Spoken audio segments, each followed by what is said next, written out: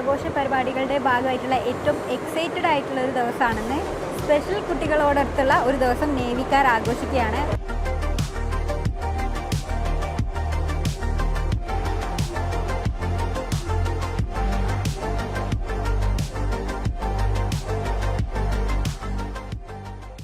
INS Shardul വെച്ചാണ് ഈ ആഘോഷ പരിപാടികളെല്ലാം നടക്കുന്നത്.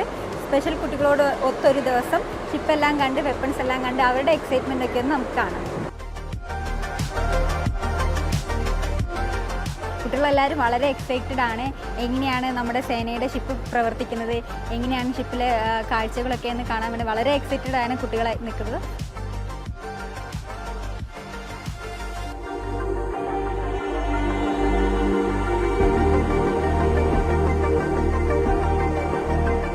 Today we are hosting 9 different schools, children, especially able children on board our ship.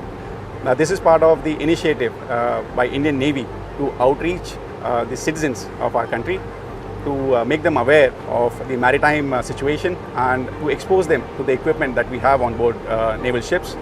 As part of this visit, they will be visiting Indian naval ships, aviation bases and various other training institutions. We have more such visits lined up to prepare us and as we build up to celebrate the Navy Day, which is on 4th December.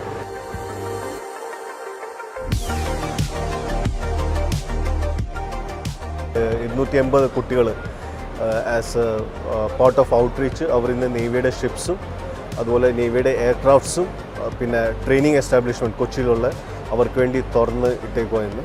So അവരെ it's ഞങ്ങൾക്കതൊരു ഒരു ഒരു നല്ലൊരു സന്തോഷം. കുട്ടികൾക്കും ഞങ്ങൾക്കും ഇന്ന് അവരെ നമുക്ക് ഈ ഷിപ്പ് കാണിക്കാനും അവരെ ഏവിയേഷൻ ബേസ് കാണിക്കാനും നമ്മുടെ വെപ്പൻസൊക്കെ കാണിക്കാൻ ഫുൾ നേവൽ പേഴ്സണൽ ഇന്ന് സദർൻ നേവൽ കമാൻഡിൽ ഇന്നത്തെ ദിവസം അവർക്ക് വേണ്ടി ഡെഡിക്കേറ്റ് ചെയ്തേക്കുവാൻ.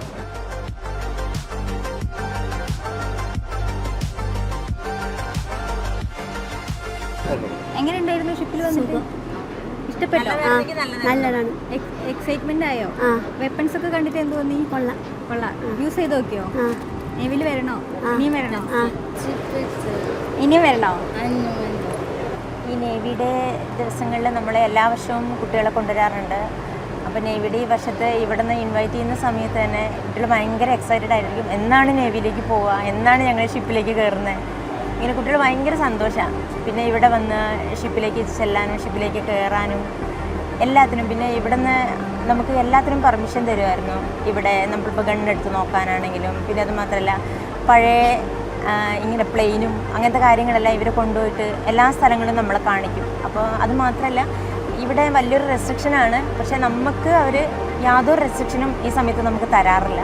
ഇപ്പോൾ ഫോട്ടോ എടുക്കാനാണെങ്കിലും എല്ലാവരും ഭയങ്കര കോപ്പറേറ്റീവായിരുന്നു. അങ്ങനെ എല്ലാം നല്ലതായിരുന്നു. കുട്ടികളെ ഒത്തിരി എൻജോയ് ചെയ്തു.